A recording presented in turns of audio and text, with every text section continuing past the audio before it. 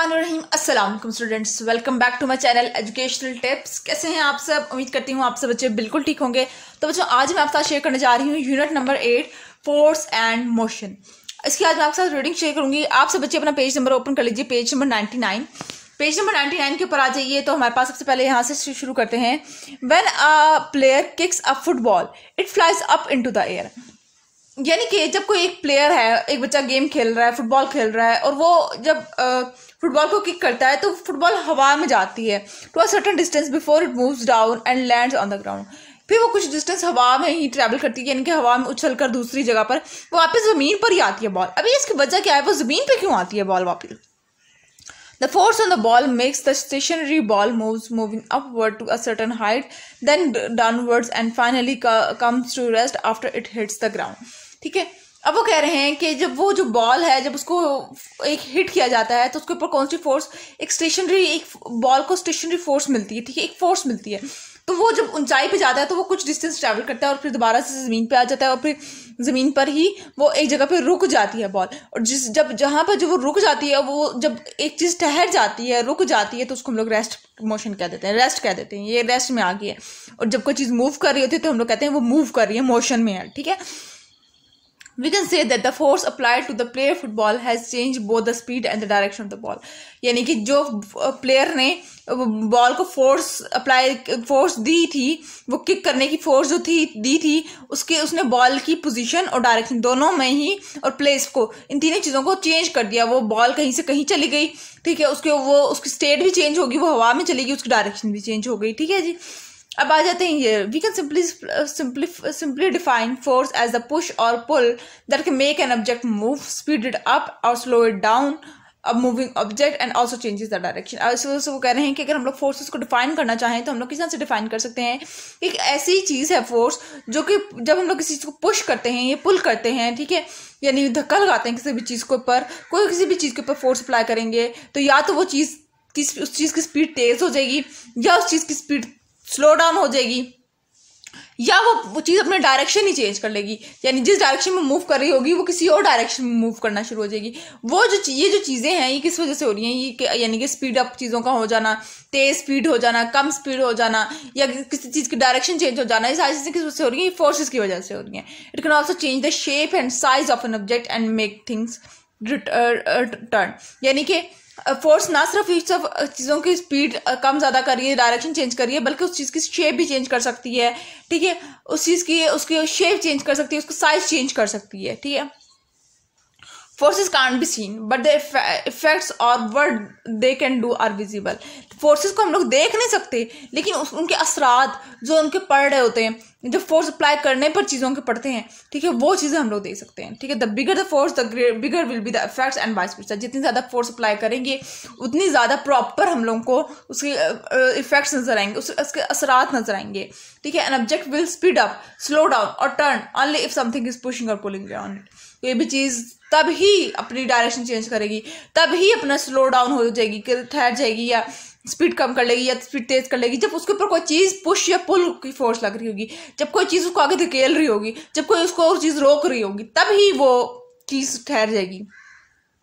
Force is an agent which moves और tends to move, stops और tend to stop, rotates और tends to rotate an object. Force ही वो चीज़ है जो चीज़ को चलाने पे मजबूर करती है, रोकने पे मजबूर करती है, या फिर उसको उसकी डायरेक्शन को एक तरफ लेफ्ट साइड पर चीज़ ने चलना है तो वो फोर्स है जो उसको लेफ्ट साइड पर लेके जा रही है, राइट साइड पर चलने वो फोर्स है।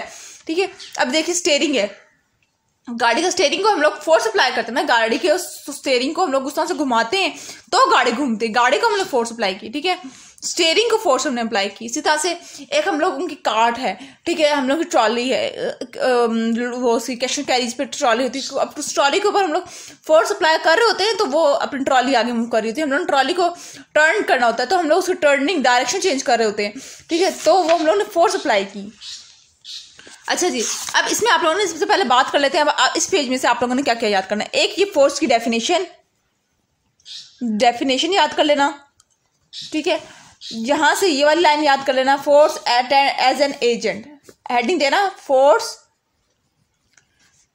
As an agent, force agent के तौर पे कैसे है। ठीक है, उसके बाद फिर आप लोगों ने लिखनी है ये एग्जाम्पल में स्क्वीजिंग ये वाली आ सकती है, ठीक है, ये वाली एग्जाम्पल, ये एग्जाम्पल्स हैं, ठीक है। अब फोर्स ऑफ यूनिट, अब फोर्स को किस चीज़ में मेजर किया जाता है, ठीक है, फोर्स को किस तरह से मेजर किया जा सकता है। The size of the force can be measured using a device called force meter such as spring balance. अब फोर्स को किस डिवाइस से, एक डिवाइस है उसका नाम क्या है, फोर्स मीटर, उस डिवाइस का नाम है, ठीक है, उसके जरिए मेजर की जाता है। और जैसे हमारे पास जो स्प्रिंग बैलेंस है, ठीक है, ये अक्सर हमें वो रेडी वालों के पास नजर आता है, ये फोर्स को मेजर करा होता है। Force are measured in unit, ऐसा यूनिट कॉल्ड न्यूटन। फोर्स को मेजर किया जाता है किस में के अंदर, ऐसा यूनिट किसका क्या है, न्यूटन है, ठीक है। SI system also called the international system of unit is the system using system of unit for measurement. यानी कि SI सिस्टम क्या है, एक इंटरनेशनल सिस्टम, इंटरनेशनली जो चीज़ें, जिन चीज़ों में मेजर किया जा रहा है वो क्या है, वो न्यूटन के अंदर मेजर किया जा रहा है फोर्स को, ठीक है। अच्छा, उसके बाद फिर हम लोग आ जाते हैं बैलेंस्ड फोर्सेस के ऊपर। हमारे पास फोर्सेस दो तरह की होती हैं, एक को कहते हैं बैलेंस्ड फोर्सेस और दूसरी को कहते हैं हम लोग अनबैलेंस्ड फोर्सेस। बैलेंस्ड फोर्सेस क्या होती हैं, when two forces acting on an object are equal in size. यानी कि जब दो फोर्सेस आपस में अट्रैक्ट कर रही हैं, आपस में है, एक दूसरे पर फोर्स अप्लाई कर रही है, वो दोनों इक्वल फोर्स अप्लाई कर रही है, तो वो हमारे पास बैलेंस्ड फोर्स है। बट आर ऑपोजिट डायरेक्शन, यानी कि इक्वल तो होंगे दोनों, ठीक है, लेकिन ऑपोजिट डायरेक्शन होगी, ये फोर्स इसके ऊपर और ये फोर्स इधर की तरफ, ठीक है, ठीक है। एक फोर्स ये है जो बुक को नीचे रखने पे मजबूर कर रही है, और एक फोर्स ये है जो कि इसको इधर ठहरने पे, टेबल को ठहरने पे मजबूर कर रही है, ठीक है। दो फोर्सेस ऑपोजिट डायरेक्शन में तो अप्लाई होंगी, लेकिन वो इस तरह से अप्लाई होंगी कि वो दोनों इक्वल फोर्सेस होंगी, ठीक है, दोनों की फोर्सेस इक्वल होंगी। यूँ नहीं कि बुक की फोर्स ज़्यादा, बुक के ऊपर ज़्यादा फोर्स अप्लाई हो रही है, टेबल के ऊपर कम फोर्स अप्लाई हो रही है, ये काम नहीं हो गया। We say that the force are balanced.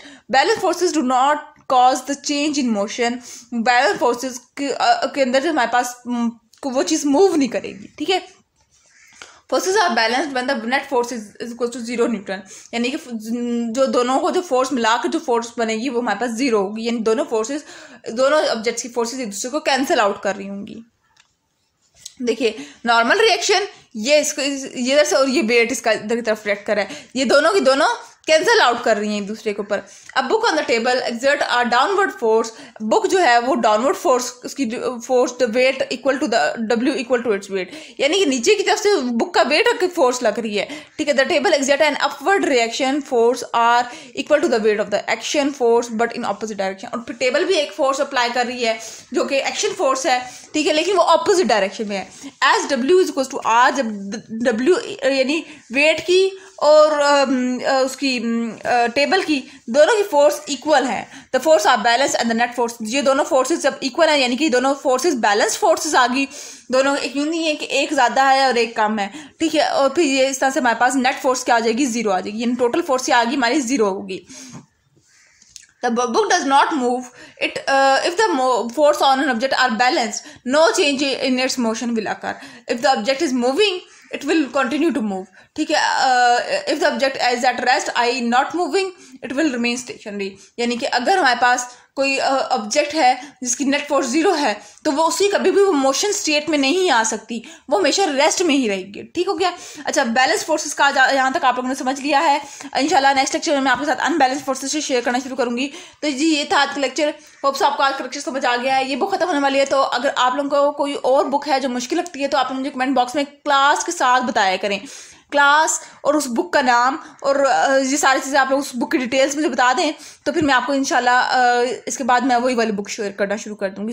इस बुक के बाद उस बुक के लेक्चर्स अपलोड करना शुरू कर दूँगी। तो ये था आज का लेक्चर, होप्स आपको समझ आ गया होगा। अगर आज का लेक्चर आप सबको समझ आ गया है तो मेरे चैनल को सब्सक्राइब कर दीजिएगा, वीडियोस को लाइक कर दीजिएगा और साथ साथ बेल आइकन को प्रेस करना मत भूलिएगा। इससे मेरे आने वाली हर लेटेस्ट अपडेट्स सबसे पहले आप तक पहुंचेगी।